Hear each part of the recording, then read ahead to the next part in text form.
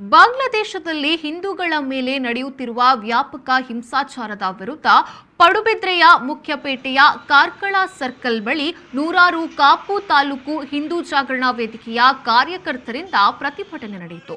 ಈ ಸಂದರ್ಭ ಮಾತನಾಡಿದ ಭೂ ಸುರಕ್ಷಾ ಪ್ರಮುಖ ರಮೇಶ್ ಕಲ್ಲೊಟ್ಟೆ ಅವರು ಬಾಂಗ್ಲಾದೇಶದಲ್ಲಿ ನಡೆಯುತ್ತಿರುವಂತಹ ಹಿಂಸಾಚಾರಕ್ಕೆ ಭಾರತದಲ್ಲಿ ಏಕೆ ಪ್ರತಿಭಟನೆ ನಡೆಸುತ್ತಾರೆ ಎಂಬ ಮಾತು ಕೇಳುತ್ತಿರಬಹುದು।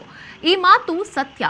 ಕಾರಣ ಇಷ್ಟೇ, ಮುಂದಿನ ದಿನದಲ್ಲಿ ಇಂತಹ ಘಟನೆಗಳು ಭಾರತದಲ್ಲಿ ನಡೆಯಬಾರದು ಎಂಬ ನಿಟ್ಟಿನಲ್ಲಿ ಎಲ್ಲೆಡೆ ಹಿಂದೂ ಜಾಗರಣಾ ವೇದಿಕೆಯ ವತಿಯಿಂದ ಸಾಂಕೇತಿಕ ಪ್ರತಿಭಟನೆ ನಡೆಸಲಾಗುತ್ತಿದೆ ಎಂದು ಹೇಳಿದರು। ಸಾಂಕೇತಿಕ ಪ್ರತಿಭಟನೆಗಳು ನಮಗೆಲ್ಲರಿಗೂ ಆಶ್ಚರ್ಯ ಆಗಬಹುದು।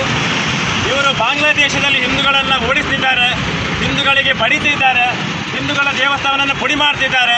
ಇವರು ಭಾರತದಲ್ಲಿ ಏನು ಇವರಿಗೆ ಪ್ರತಿಭಟನೆ ಮಾಡಲಿಕ್ಕೆ ಅಂತ ಕೆಲವರು ಕೇಳ್ಬೋದು। ಅದು ಒಂದಂತೂ ವಿಚಾರ ಸತ್ಯ। ಇವತ್ತು ಬಾಂಗ್ಲಾದಲ್ಲಿ ಆಗದಂಥ ಘಟನೆ ಮುಂದಿನ ದಿನಗಳಲ್ಲಿ ಭಾರತದಲ್ಲಿ ಆಗಬಾರ್ದು ನಿಟ್ಟಿನಲ್ಲಿ ಜಾಗರಣ ವೇದಿಕೆ ಎಲ್ಲ ಕಡೆ ಕೂಡ ಸಾಂಕೇತಿಕ ರೀತಿಯಲ್ಲಿ ಪ್ರತಿಭಟನೆ ಮಾಡ್ತಾ ಇದೆ। ಭಾಳ ಆಶ್ಚರ್ಯ ಆಗ್ತಿದೆ ನಮಗೆ। 1947 ಸ್ವಾತಂತ್ರ್ಯ ಸಿಕ್ಕಿತು ನಮಗೆ, ಆವಾಗಲೇ ನಮಗೆ ಗೊತ್ತಾಯಿತು ಯಾವುದೋ ಒಂದು ಲಾಬಿಗೆ ಮಣಿದು ಅಖಂಡವಾಗಿರುವಂಥ ಭಾರತ ಕ್ರಮೇಣ ದಿನಗಳಲ್ಲಿ ದ್ವಿಖಂಡವಾಯಿತು। ಅದರಲ್ಲಿ ಪಾಕಿಸ್ತಾನ ಇರ್ಬೋದು, ಬಾಂಗ್ಲಾ ಇರ್ಬೋದು, ಬೇರೆ ಬೇರೆ ರೀತಿಯಲ್ಲಿ ಇರ್ಬೋದು। ಯಾವತ್ತು ನಮಗೆ 47ರ ಸ್ವಾತಂತ್ರ್ಯ ಆ ಸಂದರ್ಭದಲ್ಲಿ ಖುಷಿಯನ್ನು ಕೊಟ್ಟಿದ್ದು ನಿಜವಾಗಿ ಅಲ್ಲಿ ಖುಷಿ ಪಡಬೇಕಾದ ಇರಲಿಲ್ಲ।